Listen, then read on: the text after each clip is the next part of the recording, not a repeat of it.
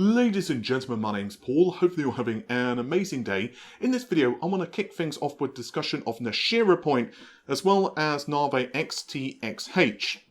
Now, if you're unfamiliar with those GPUs from AMD, I don't blame you. Up until now, we've heard nothing about them. However, they have been outed thanks to the USB Implementers Forum, courtesy, by the way, of Kamachi on Twitter for this, so I'll link, of course, his tweet in the video description. So, XTXH then, we'll start with that first, we'll pick on it. It's interesting because, well, we've never heard of this.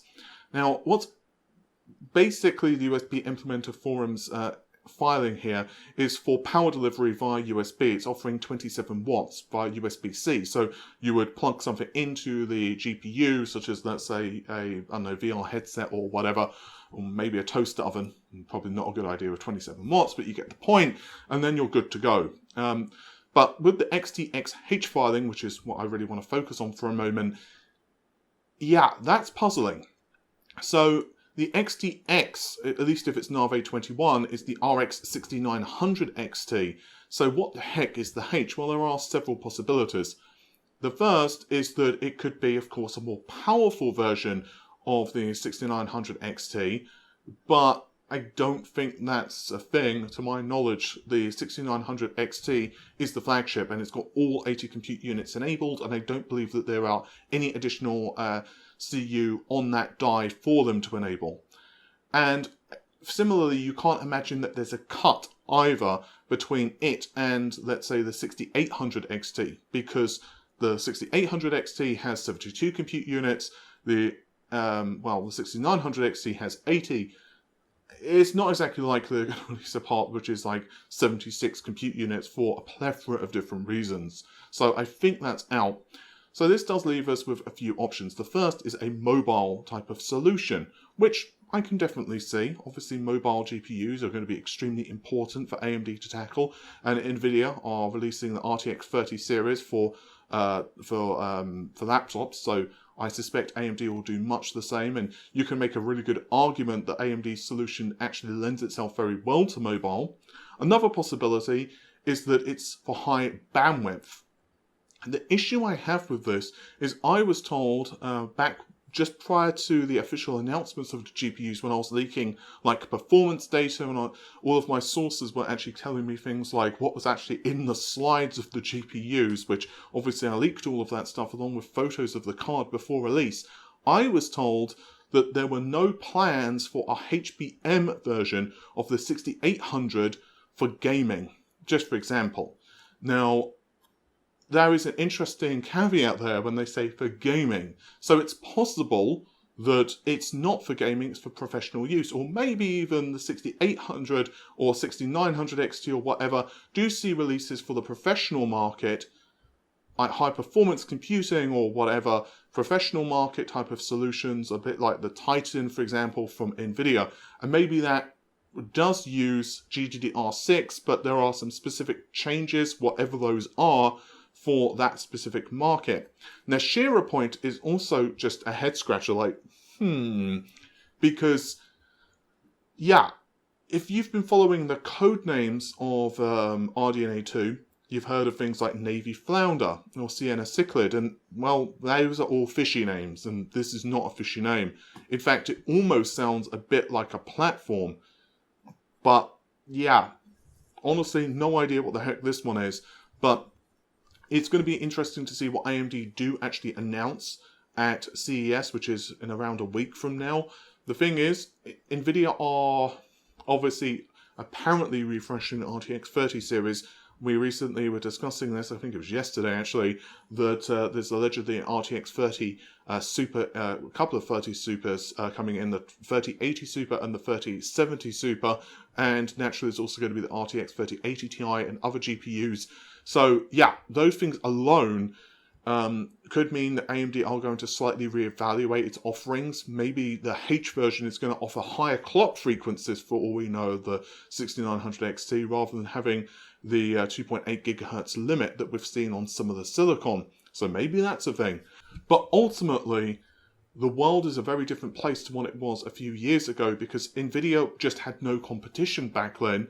When Turing was kind of doing its thing, yeah, AMD just didn't really have any high-performance offerings, and now they do. RDNA 2 is doing extremely well. We can argue all day long which is the better value or better product between Ampere and RDNA. You can say, well, RDNA doesn't have good hardware-based ray tracing as Ampere, and then you can counter that by saying, well, yeah, that's true, but RDNA is also more power efficient.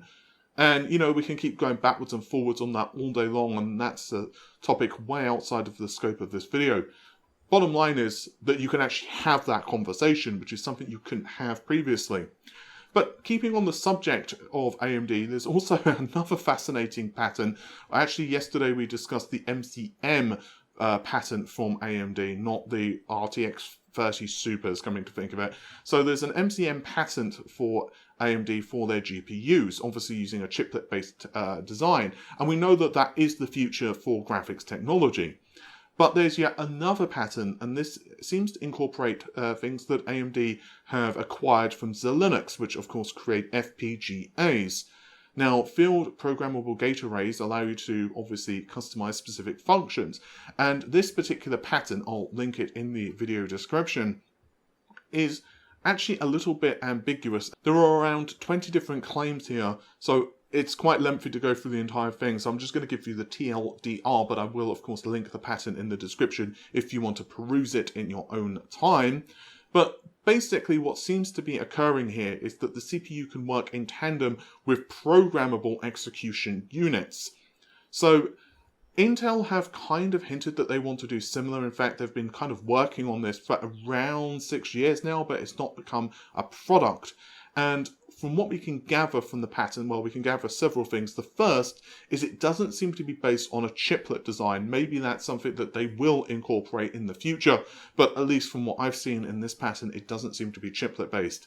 The second thing that we can gather is that the CPU cores can basically handle their own instructions as normal, but then specific programmed instructions, which could be for the FPGA kind of execution units, those could be kind of farmed off as needed. And it also mentions this for an example of like AI or those type of tests. As you are likely aware at this point, the industry is changing super quickly. With high-speed data connections, low latency, x86 is no longer the only game in town. We're seeing like ARM being embraced by NVIDIA. We're seeing it embraced by even AMD themselves. They're mentioning that they want to create ARM-based processors. And Microsoft have embraced ARM, FPGAs are becoming more popular, and so on and so on. We could talk about this for the next 6 years, let alone, this particular patent. So it's really ambiguous at the moment how it could be used, but obviously Xilinx, in terms of, data centers and whatever, had really established their name for themselves. So it's going to be, if nothing else, extremely interesting to see whether this does become a product. As always, a patent is not necessarily a product. Hey all, it's Paul from the future here. Sorry for not being on camera for this one, but as I was done with recording, this actually was discovered. So courtesy to Wayne for sending this over to me, and for Tim Apisak for the discovery on Geekbench. What we have here is confirmation that the RTX 3080 mobile part does indeed feature 6144 CUDA cores along with 16 gigabytes of memory. We'll get more into that in just a moment. It is paired with a Ryzen 9 5900H, which of course is 8 cores, 16 threads. We've discussed it extensively several times now on the channel. This is an Asus laptop, and scrolling down we can see that it's actually registering as 48 gigabytes of memory. Now, whether that's because Geekbench is getting confused and adding in the 16 gigabytes of memory with the graphics card, or whether it's something entirely different, I don't know, but there we have it. Either way, looking at the graphics card, RTX 3080 laptop GPU, 48 compute units, and you can see that the maximum frequency here is 1.54 gigahertz, not gigabytes. Now, what I find really interesting about this, of course, is it leads to inevitable questions of what the heck is going on with the desktop variants of the GPU. My guess is that the RTX 30 supercards will indeed feature more VRAM, but perhaps as well bumped up specifications. as the RTX 30 mobile parts, the 3080, is basically very similar to the configuration of the RTX 3070 for desktop, as we've discussed several times in the past, but it actually outperforms it on average, but the RTX 3080 for desktop is around 30% faster than this particular score.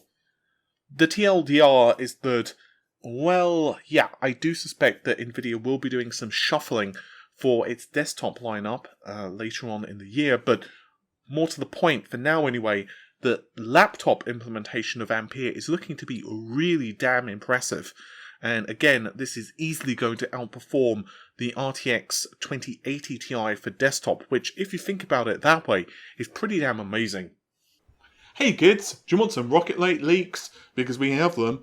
MSI on an official account on a forum kinda did an ups. They basically confirmed that Rocket Lake processors, to clarify here, we know that the motherboards are likely going to release first in January, I'm hearing, but the processors will not launch until March. And again, this is an official MSI account, so we can imagine that they kind of know what they're talking about. I think at this point, everyone has leaked something about Rocket Lake. It went from a platform and processor we knew nothing about. We literally were just like, any information please. Feel like Oliver Twist holding out a bowl like, please sir, can I have some leaks?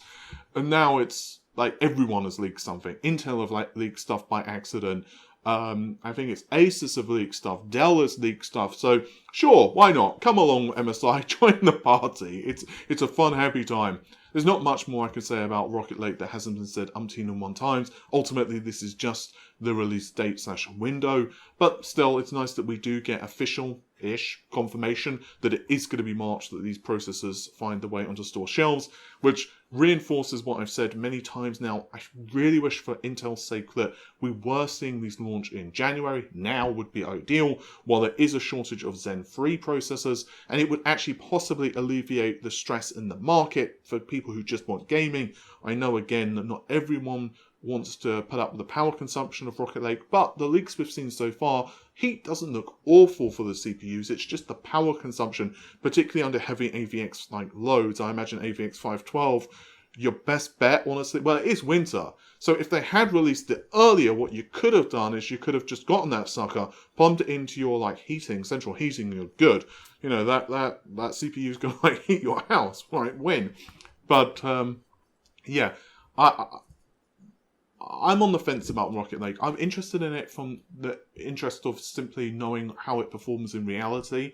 And I have to admit, I wouldn't mind running one simply for gaming, just for the hell of it, and also doing testing versus Skylake and, you know, just seeing how well it clocks and all of that stuff.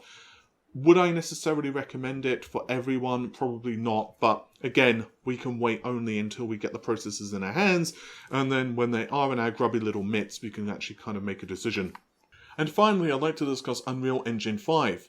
This is looking an amazing game engine, and we've already seen a demo of it, of course, being shown off by Epic themselves running on PS5 hardware. And we've seen Lumen as well as Nanite. And there's a fascinating interview by Edge, I'll of course link it in the video description, where they actually discuss a lot of the underlying technology about Unreal, as well as Sony's help in developing it and kind of Sony's input. Now again, this is a pretty long interview, so I'm only going to select a few specific paragraphs and quotes here.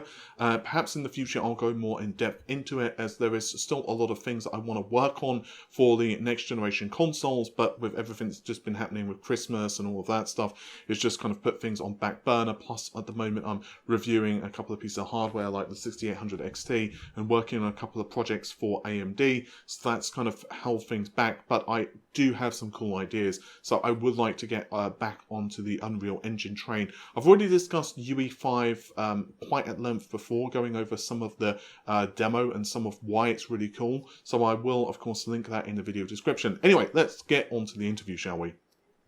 Epic's technical director of graphics, Brian Karras, and she starts things out. He actually came across an interview with John Carmack. This was in 2008, and he said, and I quote, "It was kind of like a spark in the imagination. I had a bunch of really good experiences with virtual texturing. I'd written my own virtual texturing system at a past company before coming to Epic. I'd seen how transformative that was for the team not to have to worry about texture budgets. I thought it would be great if we could apply the same sort of concept and approach, not the implementation exactly, but to let the artists be free to not have to deal with budgets, not just for textures but for geometry or anything else. The CTO, Chief Technical Officer, Kim Debris, said, and I quote, "Brian suggested, hey, I had this idea about how you do environments at a detail level you'd only seen in movies. We felt that the current paradigm for rendering real-time computer graphics and the traditional way of rendering pixels was going to be at a dead end. You'd need like 3 or 4 console generation clicks to be able to achieve that level of realism. And we had a really good gut feeling of how the software and hardware was going to be evolving, and that it would enable a new type of technique. So we're like, okay, Brian, start experimenting." If you haven't guessed by now, they are of course discussing the basics here of Nanite, which is a streaming technology allowing vast amounts of data to be pulled into the system. Let me continue by explaining further from the perspective of Sony. Tim Sweeney said, and I quote, "It was 3 or 4 years ago at least we started to talk with Mark Cerny about the possibilities for the next generation. Their discussion, at least according to the interviewer, is not about just graphics but also how storage and architecture are so important. Sony," continued Tim Sweeney, "did a really fantastic job implementing a new storage platform around the realization that storage could be revolutionized. The PlayStation 5 is built not just on a huge pool of flash memory, but also very high bandwidth and low latency frameworks for accessing it, and for getting it to wherever it needs to go for any type of work." Nick Penderwarden actually said that the PS5's I/O input-output system is pretty amazing. He said, and I quote, "The major innovation with the next generation consoles, they have faster CPUs, they have faster GPUs, and that was really important to be able to achieve the visuals we showed.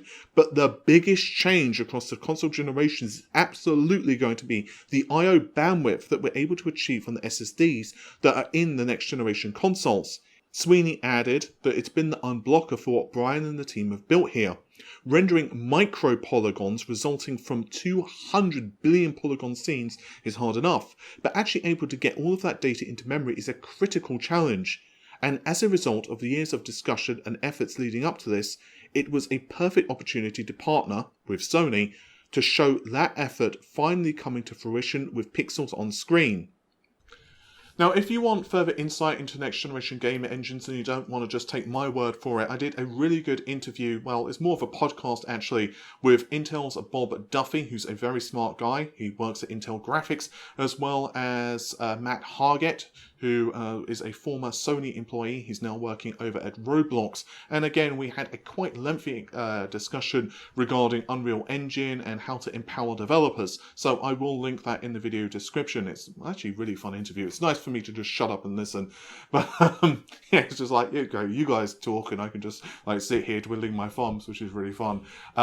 But no, seriously, very smart guys, and it's actually really interesting to see what is going on in the industry regarding this, because, yeah, Nanite is it empowers developers because they don't have to worry, just for example, about LODS or levels of details, and actually crafting multiple different variants of models at different LODS, in other words, different quality levels based on needs for, obviously, rendering the scene at high performance. So, for example, if you have a character model which is further away in the scene, you don't want to render it necessarily with like 1 billion triangles, because obviously, A, you can't actually see that detail, and B, yeah, it's just going to eat performance for breakfast. So the closer an object becomes, you want to increase the level of texture detail, you want to increase the level of polygonal detail, geometry detail, and so that stuff alone is incredibly taxing to developers to do all of that. And the benefit of something like Nanite is that basically it kind of does it all for you. You just create the model in something like ZBrush or whatever, and then you can just throw it in to the engine, and then it basically just kind of figures this stuff out all by itself, as we've seen in the Unreal Engine demo. Furthermore, and perhaps just as importantly, he was kind of discussing, how the next generation is going to be utilizing SSDs in such a way, because throwing huge quantities of data around is so important for the next generation of games. And a game like, for example, God of War 2018 is amazing on the PlayStation 4. Like, you can argue very strongly it's one of the best looking games of that generation. Personally, I think it looks better than like 99% of games that were on that generation. It's a visual feast.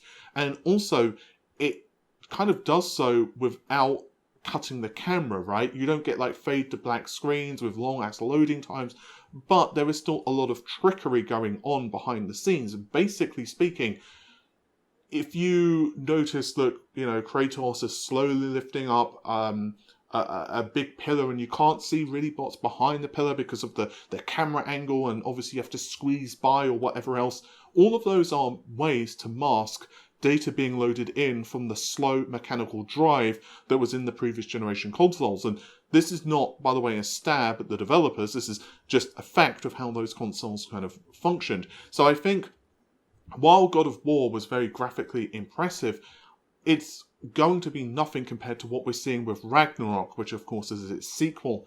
And the same thing can also be said for, well, just about any previous generation game. It's going to be a while before an SSD is fully leveraged, and this is particularly true when we're still in this like transition phase of like cross-generation gaming.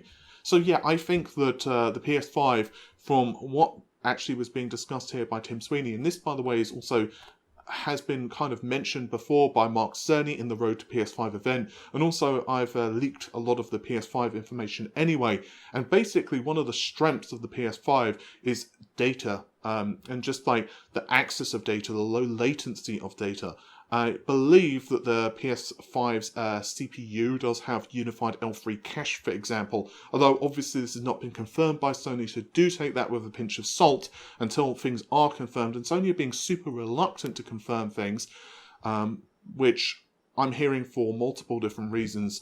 But the bottom line is the next generation is going to be really cool, in my opinion, and I think when the Xbox Series X and the PlayStation 5 are fully tasked, you know, when they're fully hitting their stride in a few years' time, gaming is going to change significantly.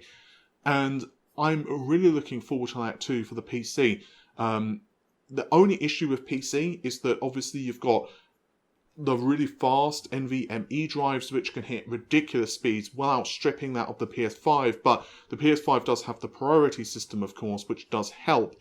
But the real problem with the PC at the moment is just that a number of people still are clinging to their hard drives, and I don't blame them. Hard drives are cheaper, and I don't think at the moment there's necessarily a need to upgrade from slow mechanical drive like a SATA mechanical drive 7200 RPM or whatever to an NVMe drive. But when that starts to shift and we start to see that as a requirement, yeah, I think it's going to be really fascinating. So I think in a couple of years' time, SSDs are going to become, at the very least, highly recommended for a lot of titles. And we've already seen that somewhat for Microsoft's Flight Simulator. Like, playing that on a traditional drive is not a fun, happy time. So obviously an NVMe drive does help significantly. So I imagine for PCs anyway, if you don't want to go that route, if you want to stick to a mechanical drive, you're probably going to have to either A, brute force it, in other words, really bump up the amount of RAM, which is kind of recommended for games, maybe to 32 gigabytes, and increase the amount of VRAM as well, so you can have that as kind of a buffer. Or the other option is you, of course, do use something like direct storage with a fast drive, and I think that eventually both of those are going to come to pass. We're going to see drastically increased RAM pools on PC. At the moment, 16 gigabytes is pretty standard, of course, and I wouldn't be surprised if it does go to 32 or even higher. But anyway, I think that's just about it for this particular video. Hopefully you have enjoyed it. If you did, make sure to subscribe to the channel. Actually really wanting to get us to 90,000 subscribers. So if you do subscribe, also make sure to click the bell icon, because yeah, the land of YouTube is a fickle beast. But with that said, thank you very much for watching. Take care of yourselves. Bye for now.